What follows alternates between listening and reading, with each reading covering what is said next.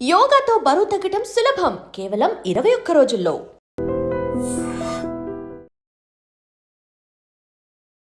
నమస్తే, welcome to healthy conversations with IT media. నేను మీ Jhansi. So ఈ రోజు మనతో ఉన్నారు వంటింటి చిట్కాలకు కేర్ ఆఫ్ అడ్రస్ అయిన మధుసూదన్ శర్మ గారు, ఎండి ఇన్ ఆయుర్వేద.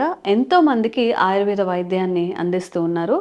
సోరియాసిస్ గురించి మనం మాట్లాడుకున్నట్లయితే, సోరియాసిస్ ఉన్న వాళ్ళకి అంటే బయట చర్మం ఎక్స్పోజర్ కూడా కొంచెం పొట్టు రాలిపోతూ ఉండడం ఎంతకీ తగ్గదనమాట. దీనికోసం ముందు కూడా వీడియోస్ చేయడం జరిగింది, చాలా మంచి రెస్పాన్స్ వచ్చింది. ఇంకేమైనా ప్రాక్టికల్గా మనం ఇంట్లో తయారు చేసుకునేవి అంటే ఇలా పైపూతగా అప్లై చేసుకునేవి ఏవైనా ఉన్నాయని అడుగుతున్నారు. సో దానికోసం మళ్ళీ ఒక వీడియో చేయడం అయితే జరుగుతుంది ఈరోజు. నమస్తే సార్. నమస్తే. సో సోరియాసిస్ ఉన్నప్పుడు అంటే తెలిసి తెలియక కొన్ని ప్రోడక్ట్స్ వాడడం లేదా కొన్ని ఆహార పదార్థాలను తినడం ఇలాంటివి చేస్తూ ఉంటారు కదా సార్. మరి సోరియాసిస్ ఉన్నప్పుడు వాళ్ళు సోప్ వాడచ్చా, లేకపోతే ఇంట్లో ఏదైనా సున్నిపిండి అలాంటివి ఏమన్నా మీరు ఇంతకుముందు కూడా చెప్పారు, అలాంటిది ఇంకొక మంచి చిట్కా చెప్పండి ఈరోజు. ఓకేమ్మా. పవర్ తక్కువగా ఉండి ఇబ్బంది లేనటువంటిది అయితే కొద్దో గొప్ప సోప్ వాడుకోవచ్చుమా. లేకపోతే ఈ మధ్య కాలంలో సోపమ్మా సోప్స్. Okay okay. సో ఈ మధ్య కాలంలో ఈ మెడికేటెడ్ సోప్స్ కూడా ఆయుర్వేదం పద్ధతిలో తయారు చేసినటువంటి సోప్స్ కూడా దొరుకుతున్నాయమ్మా. మరి అది వాడుకోవడం మంచిదమ్మా. మరి సున్నిపిండి అంటే వాటి గురించి ప్రత్యేకంగా చెప్పనక్కర్లేదు. కాబట్టి సున్నిపిండి వాడుకుంటే మరీ మంచిది. రెండవ ప్రత్యామ్నాయంగా ఈ ఆయుర్వేదిక్ మెడికేటెడ్ సోప్స్ వాడుకోవడం మంచిదమ్మా, మామూలు సింథటిక్ సోప్స్ కంటే కూడా. సో అదొకటి. ఈ సోరియాసిస్ అనేటువంటి సమస్య చర్మ వ్యాధుల్లో అగ్రస్థానాన్ని పొందింటే అతిశక్తి కాదు. ఒక భారతదేశంలోనే కాకుండా ప్రపంచవ్యాప్తంగా కూడా చిన్న వయసు నుంచి పెద్ద వయసు వాళ్ళ వరకు కూడా మరి వయోభేదం లేకుండా స్త్రీ పురుష తారతమ్యం లేకుండా అందరికీ వచ్చేటువంటి అత్యంత సర్వసాధారణటువంటి చర్మ సమస్య ఏదంటే సోరియాసిస్ అమ్మా. వస్తే ఒక పట్టణం దొంగలు. చాలా మంది ఆ సమస్య వచ్చిన తర్వాత ఆ సమస్య ఉన్నటువంటి బాధలను భరించలేక చాలా ఇబ్బంది పడేటువంటి పరిస్థితి ఏర్పడి మానసికంగా చాలా క్షోభకు కూడా గురయ్యేటువంటి పరిస్థితి ఏర్పడుతుంటుందమ్మా. సో తల నుంచి కాళ్ళ వరకు ఎక్కడైనా రావచ్చు. కొంతమందికి కొన్ని ప్రాంతాల్లోనే పరిమితం అయిపోయి అది రావడము తగ్గిపోవడం జరుగుతుంటే, కొంతమందికి మాత్రము దేహంలో చర్మం మీద ఎక్కువ శాతం మంది కూడా ఎక్కువ ప్రాంతంలో కూడా వచ్చేసేసి దురద, పోటు, మంట, అసౌకర్యము, పుట్టు రాలడము ఇలాంటివన్నీ కలుగుతుంటాయమ్మా. వాళ్ళ బాధ వర్ణాతీతం. సో కొంతమందికి వర్షాకాలంలో చలికాలంలో ఎక్కువైనటువంటి పరిస్థితి ఏర్పడుతుంటే, కొంతమందిలో వేసవి కాలంలో ఈ యొక్క లక్షణాలు ఎక్కువైపోతుంటాయమ్మా. కొంతమందికి సంవత్సరం అంతా కూడా ఉంటుంటాయి. అంతేకాకుండా కొంతమందిలో షుగరు, అదేవిధంగా ఈ యొక్క స్థౌల్యం, వెయిట్, అదేవిధంగా ఈ వాతావరణ ప్రభావము, మానసిక ఒత్తిడి ఇలాంటివి తోడైనప్పుడు ఇది మరింత విజృంభిస్తుందమ్మా ఈ సోరియాసిస్ అనే సమస్య. ఈ యొక్క సోరియాసిస్ సమస్య కేవలము చర్మానికే పరిమితం కాకుండా కొంతమందిలో సరైనటువంటి చికిత్స జరిగినటువంటి వాళ్ళలో జాయింట్స్ కూడా ఇన్వాల్వ్ అయిపోతాయి. సోరియాటిక్ ఆర్థరైటిస్ అనేటువంటి పేరుతో పిలుస్తుంటారు అనమాట. సో అప్పుడు సోరియాసిస్కి చక్కని ట్రీట్మెంట్ మనం వాడుకోగలిగినప్పుడే సోరియాసిస్ వల్ల వచ్చేటువంటి కీళ్ళ నొప్పులు కూడా తగ్గిపోతాయి.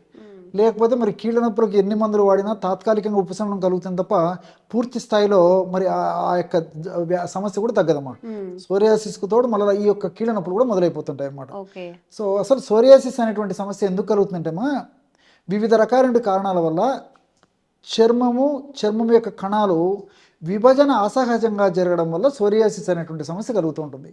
సో సర్వసాధారణంగా ఏ జీవి అయినప్పటికీ కొత్త కణాలు ఉత్పత్తి అవుతుంటాయి, పాత కణాలు పోతుంటాయి అన్నమాట.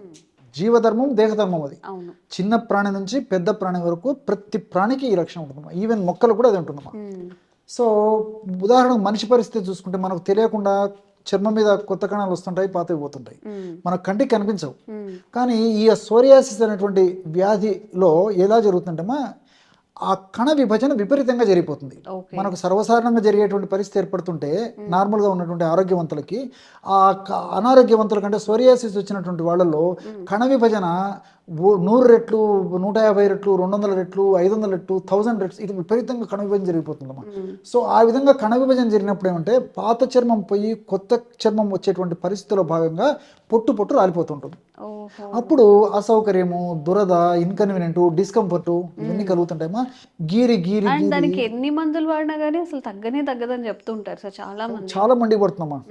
ఒక్కొక్కసారి తప్పనిటువంటి పరిస్థితుల్లో వైద్యులు కూడా మరి వేరే అదర్ ఆల్టర్నేషన్ లేనటువంటి పక్షంలో ఉంటే స్టిరాయిడ్స్ కూడా వాడేటువంటి పరిస్థితి ఏర్పడుతుందమ్మా. సో స్టిరాయిడ్స్ వెంటనే తక్షణమే అత్యంత శీఘ్రంగా ఫాస్ట్గా దాని యొక్క ప్రభావం చూపించినప్పటికీ దీర్ఘకాలం పాటు వాడడం వల్ల రీబౌండ్ ఎఫెక్ట్ అని వచ్చేసి మళ్ళీ అవి కూడా పనిచేయకుండా పోయేటువంటి పరిస్థితి ఏర్పడుతుంది. అందుకే వైద్యులు కూడా ముఖ్యంగా ఎక్కువ శాతం పైపూత మందులకు వాడేదానికే ప్రాధాన్యత ఇస్తారు ఈ యొక్క స్టిరాయిడ్స్. తప్పని పరిస్థితుల్లో ఇంటర్నల్ కూడా ఆధునిక కృత్రిమ రసాయన ఔషధాలు స్టిరాయిడ్స్ కూడా ఇంటర్నల్గా ఇస్తుంటారు అనమాట వైద్యులు తప్పని పరిస్థితుల్లో. ఇచ్చినప్పుడు కూడా ఫస్ట్ ఇచ్చినటువంటి డోసును క్రమక్రమంగా తగ్గించేస్తారు. సో ట్యాపరింగ్ డోస్ అంటారు అనమాట. సో స్టార్ట్ చేసేసి ఒక 5 days 7 days 10 days వాడమని చెప్తారు. పరిస్థితిని బట్టి గ్రాడ్యువల్గా తగ్గిస్తూ వస్తారనమాట. సో తప్పని పరిస్థితుల్లోనే వైద్యులు కూడా ఈ యొక్క స్టిరాయిడ్స్ని ముఖ్యంగా కడుపులోకి వాడుతుంటారమ్మా. పైపూత మందు కంటే వెంటనే తాత్కాలికంగా తక్షణమే ఉపశమనం పొందేందుకు ఎక్కువ శాతం మంది వాడినప్పటికీ కడుపులోకి వాడేది మాత్రం తప్పని పరిస్థితుల్లో వాడుతుంటారమ్మా. ఇది జనరల్గా సమాజ ధోరణి. సో దీనికి సంబంధించి అనేక రకాల మందులు ఉన్నాయమ్మా.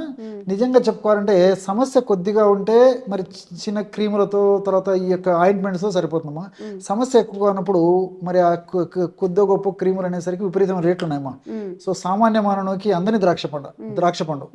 సో ఉదయం ఒకసారి సాయంత్రం ఒకసారి అప్లై చేసుకోవాలన్నా మరి సమస్య ఎక్కువగా ఉన్నప్పుడు పైపూత మందులకే దాదాపు 100 ఖర్చు పెట్టాల్సిన పరిస్థితి ఏర్పడుతుందమ్మా. 2 రోజులకు 3 రోజులకు 100 ఖర్చు పెట్టాల్సినటువంటి పరిస్థితి ఏర్పడుతుంది.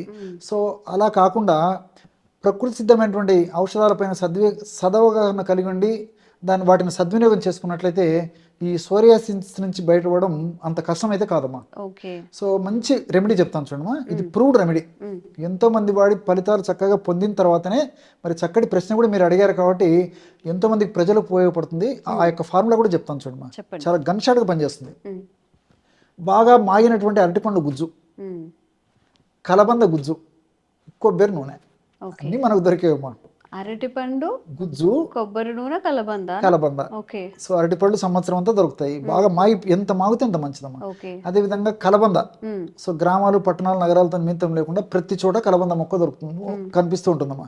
సో ఆ మొక్కలో లోపల గుజ్జు ఉంటుంది కదమ్మా, తగినంత గుజ్జు, అదే విధంగా తగినంత కొబ్బరి నూనె 3 కలిపేసేసి లేదా మిక్సీలో కలిపి కానీ ఏదో ఒక పద్ధతిలో ఆ 3 పదార్థాలు బాగా కలిపేసి ఆ విధంగా తయారైనటువంటి ఔషధాన్ని ఈ చర్మ వ్యాధి ఉన్న చోట, సోరియాసిస్ ఉన్న చోట అప్లై చేయాలి. సమస్య తీవ్రంగా అంటే రోజు 2 సార్లు అప్లై చేసుకోవచ్చు.